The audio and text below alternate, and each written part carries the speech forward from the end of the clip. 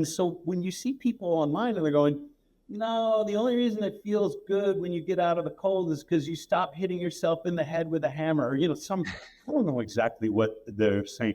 Cold is like a plane crash. These things make no sense to me.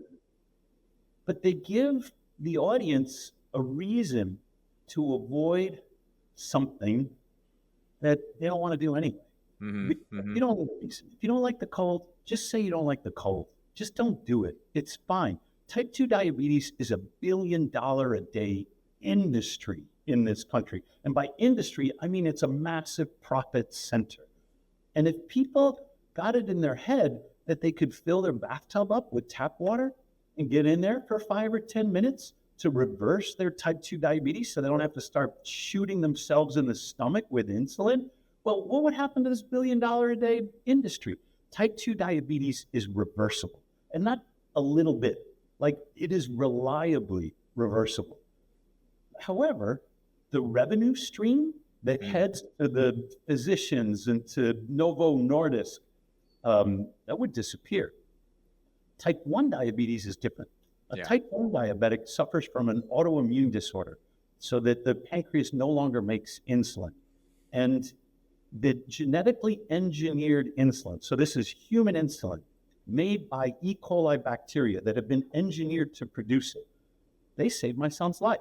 I'm not really arguing against insulin or the pharmaceutical industry when it's correcting something that your body cannot do for itself.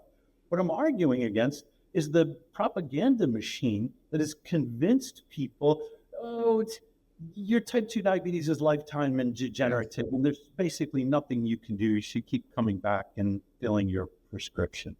It's so well said. I think what we have a tendency to do is throw all the baby out with the bathwater, or the ice water in this case. And I've had the similar message for a long time. It's not this reject all Western medicine. It's unlearn the learned helplessness that it's given us, that you can only be saved through the doctor's office, that so much of what you're talking about, and I've heard your story in the past about how a lot of this started with your son's diabetes, and it forced you to question the dogma, it forced you to question the narratives, it forced you to track things before keto was a thing, before you knew any of this stuff. But that probably spurred you up later in life, for when you got your scurry diagnosis, to say, hold on, wait a minute.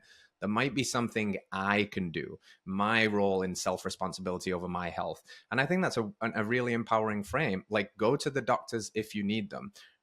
You bet your ass, if I have a hole in my leg from a gunshot wound, I'm going right to A&E. If I break my arm, I'm going to the doctors. But if I'm thinking of, something's off with my gut here, or I'm having chronic headaches, or, I've got this chronic joint inflammation, the first thing I'm going to do is really assess what's going on in my lifestyle. What foods I'm eating? Have I been looking at the screen too much? Am I grounded? Am I getting outside? Am I not doing my cold? Am I not moving? These seem to be, as Paul Chek would call them, the four doctors, the ones that we have control over. And I think that's a really empowering frame. And, you mentioned, you're a professor, you have a PhD, so you know the science. You're not a medical professor, but you understand how the science can become the pursuit of profits, not the pursuit of truth. Thank goodness I never went to medical school. It would be such a handicap, if I spent years being indoctrinated. My doctorate is in environmental engineering, and environmental engineering has its roots in public health. All right, friends, thanks for tuning in to another episode of Radical Health Radio. We got a fresh new podcast for you every Wednesday. If you enjoyed the show, consider liking, subscribing, reviewing, and rating us on your podcast platform. It helps to spread this message of radical health. We'll see you next week.